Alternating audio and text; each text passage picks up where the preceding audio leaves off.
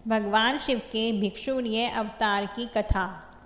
भगवान शिव वैसे तो संहार के देवता माने जाते हैं, लेकिन संहारक होने के बावजूद उनसे जुड़ी कई ऐसी कहानियां हैं जो यह दर्शाती है कि जब जब उनके भक्तों को उनकी आवश्यकता पड़ी है, उन्होंने उनकी रक्षा भी की है।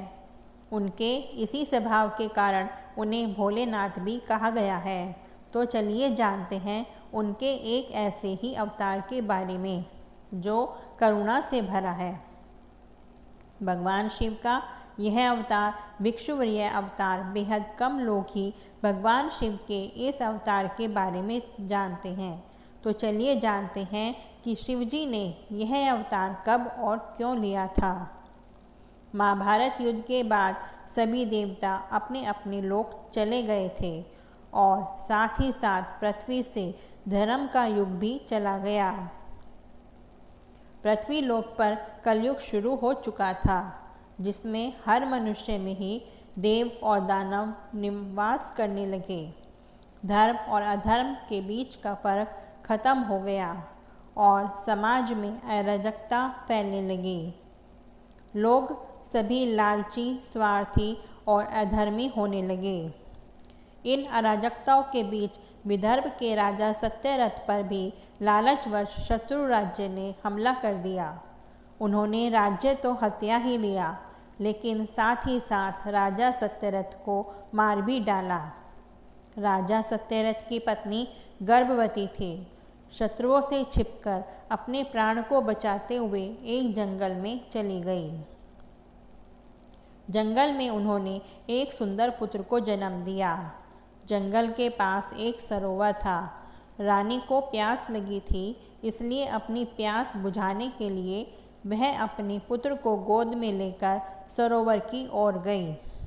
उन्होंने अपने पुत्र को सरोवर के किनारे रखा और खुद जल पीने के लिए सरोवर के पास गई। लेकिन जैसे ही पानी पीने के लिए वो सरोवर में झुकी, एक घड़ियाल ने रानी को अपना आहार बना लिया। माँ के वापस न आने पर कुछ समय बीतने के बाद वो बालक भूख प्यास से तड़पने लगा। भगवान शिव अपनी दिव्य दृष्टि से यह सब देख रहे थे और उन्हें बालक के रुदन पर दया आ रही थी। उनसे बालक का इस कदर बिलखना नहीं देखा गया, इसलिए उन्होंने उसकी रक्षा व मदद करने की सोची। उनकी प्रेरणा से बालक के समीप एक भिखारिन पहुंची। उसी समय वहां भगवान शिव एक भिक्षुक का रूप धारण कर उस भिखारिन के सामने आए और उसे बालक का सच बताया। उन्होंने उस भिखारिन से कहा कि यह बालक विदर्भ नरेश सत्यरथ का पुत्र है। उन्होंने उस भिखारिन को उस बालक का उत्तम पालन पोषण का निर्देश भी दिया। भिखारिन ने भी बालक के पालन पोषण करने का वचन दिया। भिखारिन की निष्ठा देख भगवान शिव अपने असली रूप में सामने आ गए।